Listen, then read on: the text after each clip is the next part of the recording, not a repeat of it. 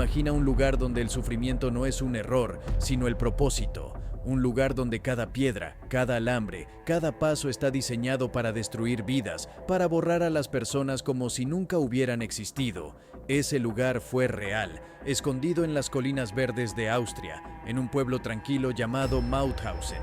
No era solo un campo de concentración nazi, era una fábrica de muerte, un monstruo de granito y acero que devoraba almas con una crueldad inimaginable.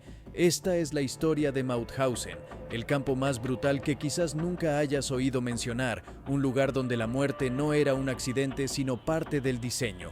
Prepárate, porque este relato no es fácil, pero es uno que debemos escuchar para no olvidar jamás. La pesadilla comenzó en 1938, cuando Austria desapareció del mapa. El 12 de marzo de ese año, las tropas nazis cruzaron la frontera en una invasión rápida y sin resistencia, un evento que los nazis llamaron el Anschluss, la unión con Alemania. Pero no fue una unión, fue una anexión. En un solo día, Austria se convirtió en una provincia del Tercer Reich, y el terror nazi se apoderó del país. Opositores políticos, judíos, homosexuales, testigos de Jehová y cualquiera que los nazis consideraran una amenaza fueron arrestados en masa. Las cárceles se llenaron rápidamente, pero los nazis no querían solo encerrar a sus enemigos. Querían explotarlos, exprimir cada gota de su fuerza antes de deshacerse de ellos. Y para eso encontraron el lugar perfecto, Mauthausen. ¿Por qué Mauthausen? Todo se reducía a la piedra. Este pequeño pueblo, a unos 20 kilómetros al este de Linz, en el norte de Austria, estaba junto a una enorme cantera de granito. Para los nazis, esa cantera era un tesoro. Adolf Hitler y su arquitecto, Albert Speer, soñaban con construir monumentos colosales, autopistas interminables y edificios que gritaran la grandeza del Reich. Todo eso necesitaba toneladas de granito, y Mauthausen tenía de sobra.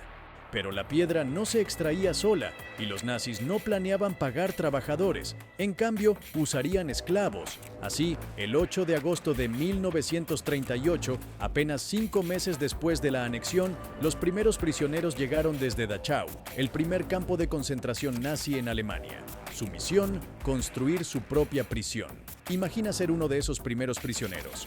Llegas en un tren abarrotado, hambriento, exhausto, sin saber dónde estás. Frente a ti, un terreno vacío rodeado de colinas. No hay barracas, no hay cercas, solo la promesa de un trabajo brutal bajo los gritos de los guardias de las SS. Estos primeros prisioneros, en su mayoría austríacos y alemanes etiquetados como criminales o asociales, pusieron los primeros ladrillos de Mauthausen. Construyeron barracas, cercas de alambre electrificado, torres de vigilancia y prepararon la cantera para extraer granito.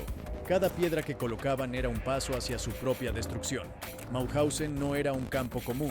Desde el inicio fue clasificado como categoría 3, la más brutal en el sistema nazi. Esto significaba que estaba reservado para los enemigos incorregibles del Reich, opositores políticos, intelectuales y más tarde judíos, prisioneros de guerra y resistentes de toda Europa. La orden para estos prisioneros era clara: retorno no deseado. Nadie debía salir vivo. Mauthausen no era una prisión, era una sentencia de muerte lenta, diseñada para triturar cuerpos y almas. A medida que la Segunda Guerra Mundial se intensificaba, Mauthausen creció como una plaga. Lo que comenzó como un solo campo se convirtió en un imperio de sufrimiento con más de 49 subcampos repartidos por Austria y el sur de Alemania.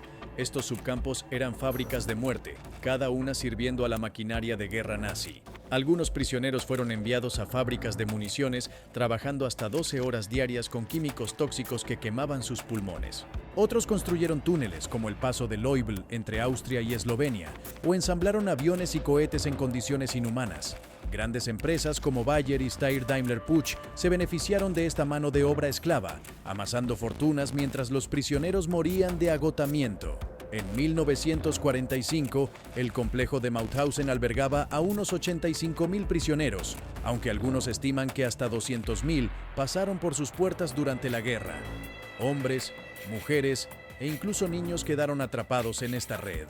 Algunos sobrevivían meses, otros solo días, pero todos compartían el mismo destino. Mauthausen no estaba diseñado para dejarlos ir. Si Mauthausen era una máquina de muerte, su arma principal era el trabajo esclavo. Los prisioneros no solo trabajaban, eran exprimidos hasta que sus cuerpos colapsaban. Todo comenzaba en el momento en que bajaban de los vagones de ganado. Imagina el escenario. Llegas tras días sin comida ni agua, tus piernas apenas te sostienen. Frente a ti, una fortaleza de piedra rodeada de alambre de púas y torres con ametralladoras. No estás solo. Cientos de personas, hombres, mujeres, niños, están apretados a tu alrededor. Algunos ya han colapsado. Las puertas del tren se cierran con un estruendo. No hay vuelta atrás. Acabas de llegar a Mauthausen. El proceso de deshumanización era inmediato. Los guardias de las SS, con perros ladrando, daban órdenes a gritos, golpeando a cualquiera que se moviera despacio. El pánico se apoderaba de todos mientras los empujaban a una fila. Primero, la registración. Te ordenaban desnudarte por completo, sin importar el frío o la vergüenza. Ropa, zapatos, fotos familiares, todo era confiscado. Los más afortunados tenían la cabeza rapada de inmediato, otros esperaban días, con el pelo lleno de piojos. Luego venía el número. Un empleado apenas te miraba mientras estampaba un número en tu brazo. Tu nombre, tu historia, tu vida, borrados. A partir de ese momento era solo un número. Si tenías suerte, te daban un uniforme a rayas, sucio, a menudo tomado de un prisionero muerto. Si no, te daban harapos, a veces solo una camisa rota, sin zapatos, sin nada para protegerte del invierno austriaco. Después te enviaban a las barracas, edificios de madera diseñados para 300 personas, pero en Mauthausen no había límites. Metían hasta 2000 prisioneros en una sola barraca. El olor a sudor, podredumbre y miseria te golpeaba como un muro. No había camas, solo tablones apilados donde dormías sentado o apretado como sardina. Si necesitabas un baño, mala suerte. Había pocos retretes, todos desbordados. Las enfermedades como tuberculosis, disentería y tifus se propagaban sin control. No había medicinas ni doctores, los enfermos morían junto a los vivos, sus gemidos mezclándose con el correteo de las ratas en la oscuridad. La inanición era otra arma letal. Los prisioneros recibían una comida al día, si se le podía llamar comida. En 1945, las raciones cayeron a 600 calorías diarias, menos de lo que necesita un niño para sobrevivir. El desayuno era una sopa de café quemado, un líquido sin sabor ni cafeína. El almuerzo, una sopa aguada de verduras podridas o cáscaras de papa, servida en tazones mugrientos. La cena, un trozo de pan negro duro como piedra, a veces mezclado con aserrín, acompañado, con suerte, de una cucharada de margarina rancia. Los prisioneros peleaban por migajas, lamían sus tazones o rebuscaban en la basura por restos. Algunos masticaban cuero o hierba para engañar el hambre. La inanición no solo mataba, enfrentaba a los prisioneros entre sí, rompiendo amistades y convirtiendo cada pedazo de pan en una lucha. Pero el verdadero terror venía de quienes controlaban la comida, los capos. Estos eran prisioneros seleccionados por las SS para mantener el orden.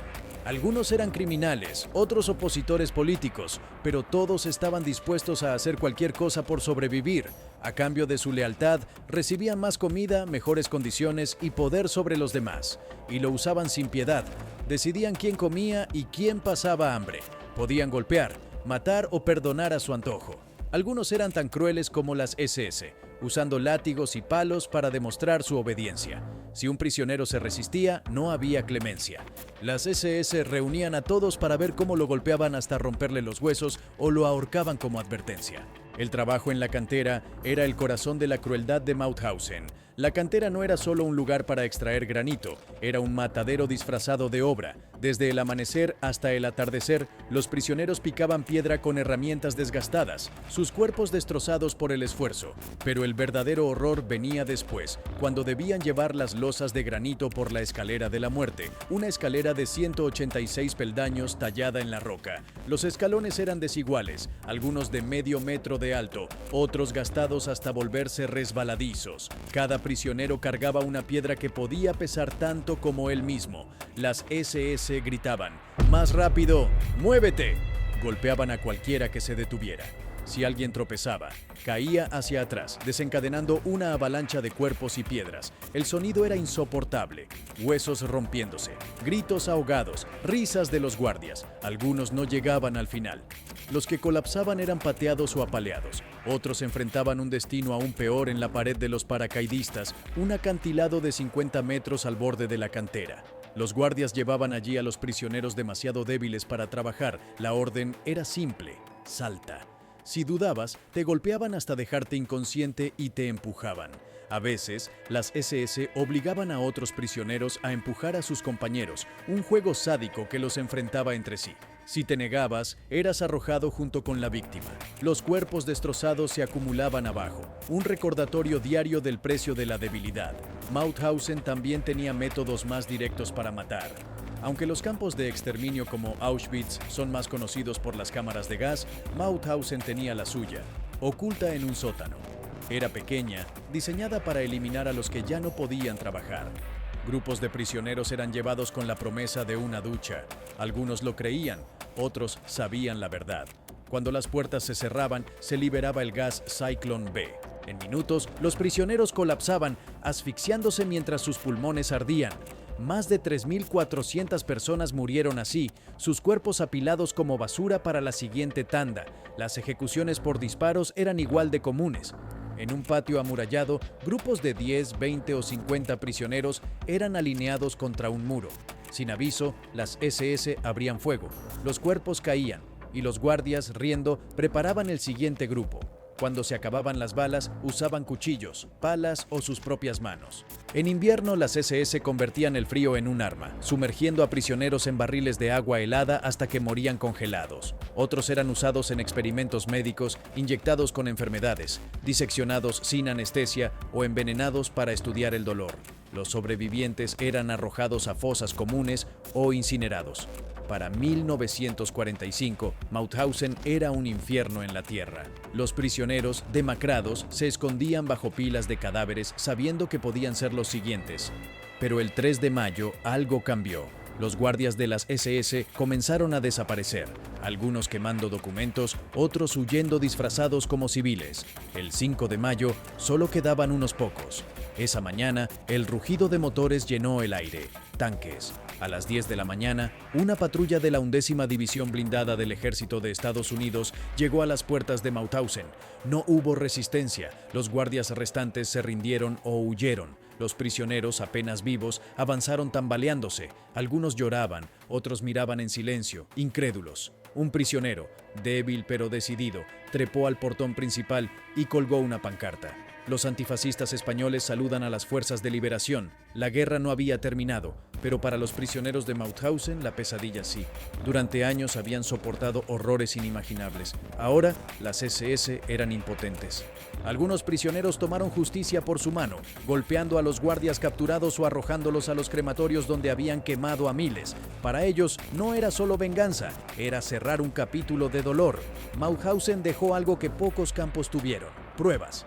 Mientras los nazis destruían evidencia en otros campos, un grupo de prisioneros españoles arriesgó sus vidas para preservar la verdad. Trabajando en el laboratorio fotográfico del campo, escondieron negativos que mostraban ejecuciones, inanición y la cámara de gas. Si los descubrían, habrían muerto al instante. Pero no actuaron solos. Una mujer local, Anna Pointner, los ayudó, enterrando los negativos en su jardín hasta el fin de la guerra. Cuando Mauthausen fue liberado, esas fotos fueron desenterradas y mostradas al mundo. En los juicios de posguerra, se convirtieron en evidencia irrefutable de los crímenes nazis, hablando por los que ya no podían. Mauthausen no fue solo un campo, fue un símbolo de la capacidad humana para la crueldad. Entre 1938 y 1945, más de 190.000 personas pasaron por sus puertas. Al menos 90.000 murieron, aunque algunas estimaciones elevan la cifra a 120.000. La escalera de la muerte, la pared de los paracaidistas, las cámaras de gas, los experimentos médicos, cada elemento era parte de un sistema diseñado para deshumanizar y destruir. Pero Mauthausen también es un recordatorio de resistencia.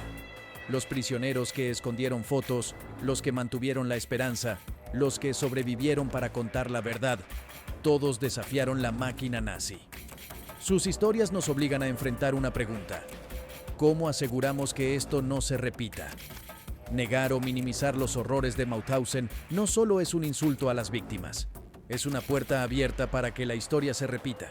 Compartir estas historias, enseñarlas, honrar a los que sufrieron es nuestra responsabilidad. ¿Qué harías para mantener viva la memoria de Mauthausen? ¿Cómo podemos asegurarnos de que el mundo nunca olvide?